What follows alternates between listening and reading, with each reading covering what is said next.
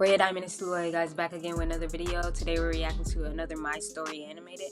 This is the MSA limited series, Two Boys and One Heart, episode 1 of 3. So keep in mind guys, 2 more episodes I'm reacting to of these. Let's get into it. Little Natalie's tummy couldn't stop growling. She had been hungry the whole afternoon, but it was evening now and her mom wasn't home yet. Those rich people should stop making my mom work so much. I wish You don't know how to fix a peanut butter and jelly sandwich?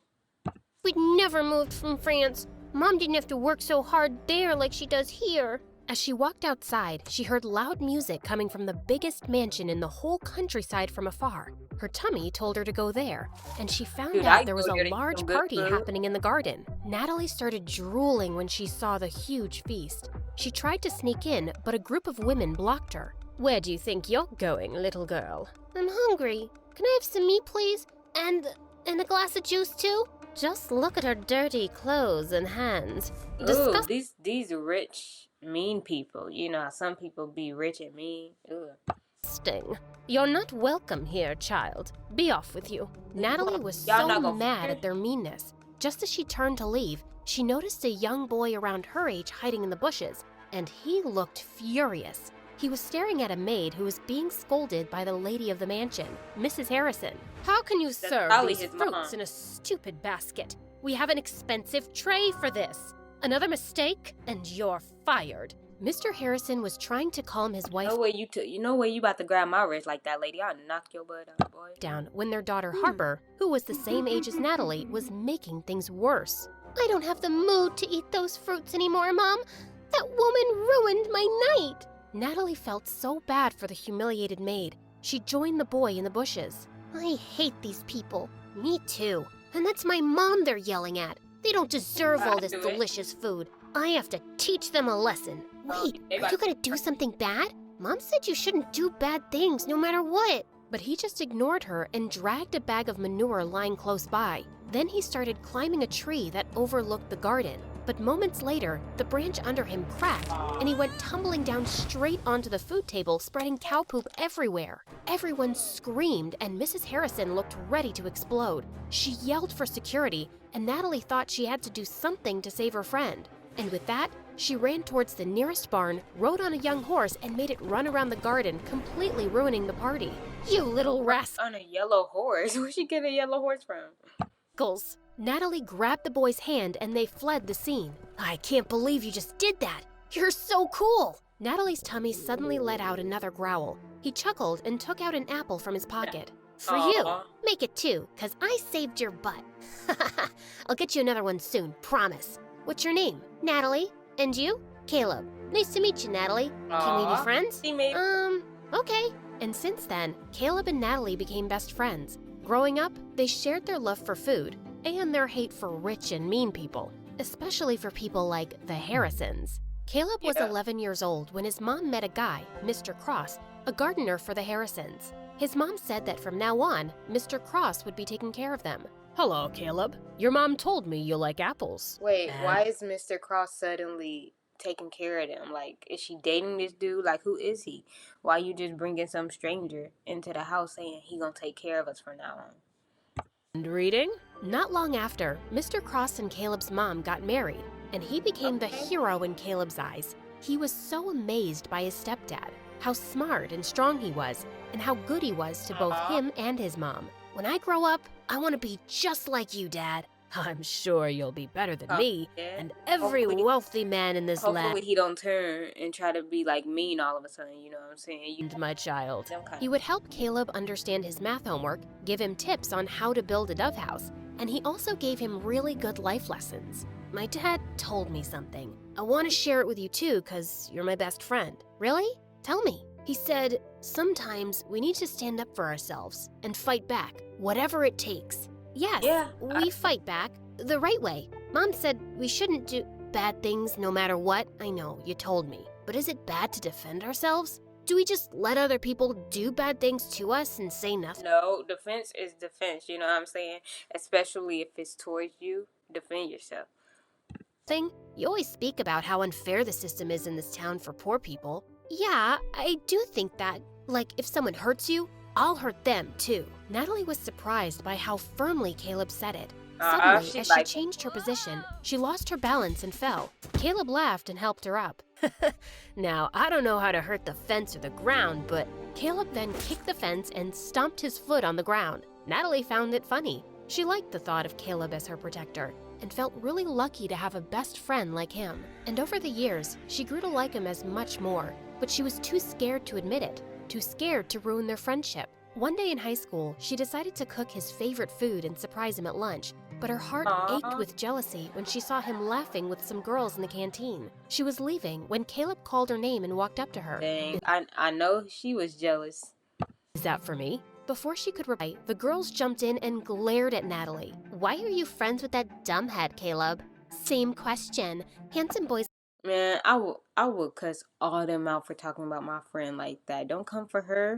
Like you should hang out with pretty girls like us. Suddenly, Caleb wrapped his arm around Natalie's shoulder. My girlfriend is not a dumbhead. She's the smartest, coolest, and most beautiful girl I've ever known. So please, stop talking rubbish about her. Girlfriend? As the humiliated girls left, Natalie turned to him. Why did you tell them that nonsense? Those girls are gonna hate me forever. Are you mad? No. Yes? I'm mad because you lied. We're not dating. We're just friends. Fine, I'm sorry. But what if I wanted to be more than that? What do you mean? Can I hold your hand? Girl, you know what he mean. Don't play stupid, you know. No. I love you, Natalie. I've loved you since we were kids. Do you love me too? Caleb's sincere gaze made her melt. Yes, I think I feel the same way. Caleb started to lean in closer, and when their lips finally touched, she felt like she was on cloud 9. After that, the best friends became lovers, and Natalie was really happy with Caleb as his girlfriend. But over time, things started to get complicated. His mom fell really sick, and his stepdad's earnings weren't enough for her medicines. So Caleb was forced to take more part-time jobs around the farm. He hardly had any time to spend with Natalie anymore. Meanwhile, that night at the Harrisons, the family was having their usual dinner. Mr. Harrison was talking about the progress of their business, while Mrs. Why they gotta look so uptight? Like the dad's like this. Like, you know, that's the posture of uptight people. Harrison was being pushy towards their son to date someone. I don't understand the rush. I'm so young, I'll have plenty of time later on. You have plenty of time now. I don't, Mom. I'd rather focus on school than date. Love is nothing but a stupid distraction. All work and no play makes people really dull, darling. Remember Sheila? Benjamin's daughter. I think she's a nice girl. Mom, they trying to hook him up with people that they think will be a good fit for him. I don't like her. She's weirdly obsessed with me. Dude, she cares about you. Let him be for now. Don't push him so hard. He'll eventually find someone. But Sheila might not be around till he does. And I'm just thinking, like, what if he finds somebody that doesn't have money? His parents gonna be pissed. They're gonna be furious. Besides, he's ready. And I think she would be so good for him. She's a smart young woman. They're perfect for each other. I have no interest in wasting my time on girls right now. Oh, brother, how about boys? Do you want to share something? Wow. Shut you said, up, how Harper. about boys? Well, Sheila and her parents are visiting us soon, and you will spend time with her so you can get to know each other. No. Who knows? Maybe it will end in a wedding. Hearing that, Duke suddenly felt the urge to lie. I'm sorry, Mom, but I already have a girlfriend. What? I said, I'm not dating Sheila because I already have a girlfriend. Since when do you have a girlfriend? Since 6 months ago. But we don't worry about it since right now, since Mom just said what she said to me. kept it a secret. I don't want people in my business. Duke left the table and decided to take a walk in the gardens to cool off. Suddenly, he heard someone behind him and turned around to see it was just Mr. Cross. Oh, sorry, Master Duke. I didn't mean to disturb your walk. You look a little upset. I'm not. It's really nothing. Just sometimes parents can be too much. Do you have kids, Mr. Cross? A son, the same age as you. Maybe I'll introduce you sometime. Duke was feeling too preoccupied, so he just smiled at their gardener and walked off. That weekend, Natalie's mom caught a serious flu, so later that day she went to town with Caleb to buy some medicine. While they were in the pharmacy, his stepdad called him. I need to stop by a dad's friend's place to pick up a package. Wait for me in the town square. I'll be right back. Natalie bought the medicines and sat on a bench in the town square. He never came. Her favorite thing in that old place was the old horse statue in the center. They're such gorgeous and magical creatures. Just then, she noticed that its red eye patch was lying on the ground. She picked it up, and as she placed it back on, the statue suddenly wobbled. She tried to make it steady, but it just suddenly toppled to one side and broke into pieces. Holy mighty horsey! Natalie stared at the sight in complete shock. The townspeople quickly gathered around, and they went berserk. How could you be so reckless and ruin Oh, now everybody gonna hate her. the pride of our town? Isn't it bad enough that we have to live with a foreigner who badmouths our town and its systems? And now you've ruined our cultural legacy! Some of them even started crying, and Natalie felt panic. She tried to contact Caleb, but her phone's battery was actually dead. I swear, I didn't do anything. It was already unsteady. Please, forgive me. But the townspeople were blazing mad. Soon the police came, and as they were questioning her, everyone suddenly became silent as they made the way for someone. They really called the police on her for that, dude. Really? The police? Natalie lifted her head and met someone's eyes. Duke, the oldest child of the Harrisons. What's going on here? This girl just caused serious damage to a public property, and we need her to come with us to the station. Duke just nodded at them, and soon, Natalie found herself sitting in a police station. Please, officer, just let me go home first. My mom is sick, and she must be really worried. But the officer just ignored her. A few minutes later, Duke came out of the main office. You're free to go. Duke probably gonna fall in love with her. Old dude girlfriend about to be taken. Taken care of everything. Huh? What do you mean? I paid $50,000. No, her boyfriend ain't got time to be spending with her because his mom is sick, so he haven't been having a lot of time to spend with her, so she might fall for this dude. For the fine and damages so you won't go to prison. What? Why are you doing this? You don't even know me. Because I need you. What? What do you mean? Duke then dragged her outside the station to talk. Listen. She's about to play the role of his girlfriend that he was talking about. I need you to work for me as my fake girlfriend for a month, and I'm gonna pay you for it. I'm sorry, but can you repeat what you just said? I'm not sure if I heard it right. I think you did. You don't look like you have any hearing problems. Is that how you joke? Because it's super lame. Even hyenas won't laugh at it. Do I look like a clown to you? How can you offer me a ridiculous job when you don't even know if I have a boyfriend or not? Look, I don't care whether you're single or whatever. I'm not interested. I just need you to pretend to be my girlfriend and convince everyone that we're in love, especially my family. But why would you need a fake girlfriend anyway? You can just have a real one. Just choose any girl but me. You rich people are used to getting whatever you want anyway.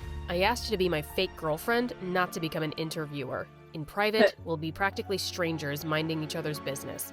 I can prepare a contract tomorrow. What makes you think I'll accept your offer? I don't want this weird job. Don't worry, I'll think about another way of repaying you. There is no other way. Accept my job, or return my money immediately. It should be the exact amount that I spent to save your sorry little butt. Natalie wanted to yell at him for blackmailing her, but she knew she couldn't pay him back. Let me think about it. I don't have much time. I'll give you a day. Let's meet at the cafe tomorrow, same time as this. Before Natalie could say anything more, he turned around and left. When she got home, she found Caleb's messages saying that he'd be staying at his stepdad's friend's house for the night. Natalie really needed to talk to him, but she was also worried about how he would react. She also didn't want to tell her mom about this yet and stress her out. So later that night, she went to her favorite spot on the farm to think it over alone. Suddenly, Caleb appeared beside her. Hey, what are you doing here? Wait, Nat, are you crying? Tell me what's wrong. She didn't have a choice but to tell him everything. Are you serious? You shouldn't have let him help you. He took care of it himself, and I could never pay $50,000 on my own. But of all the girls, why does he want you? This is stupid. I thought Harper was evil. I didn't expect that her brother would be worse. Look, if he didn't help me, I'd be cold and miserable in jail right now. But he obviously helped you just to force you into this stupid job.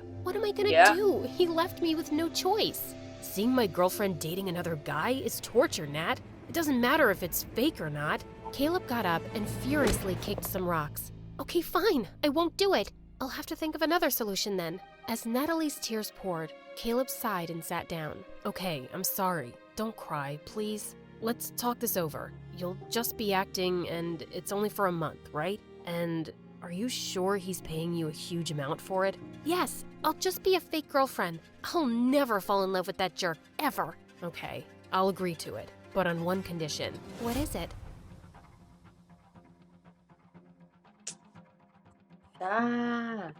Y'all, we gotta watch part 2. Thank you guys for watching. Stay tuned because we're about to watch part 2, and I'm out.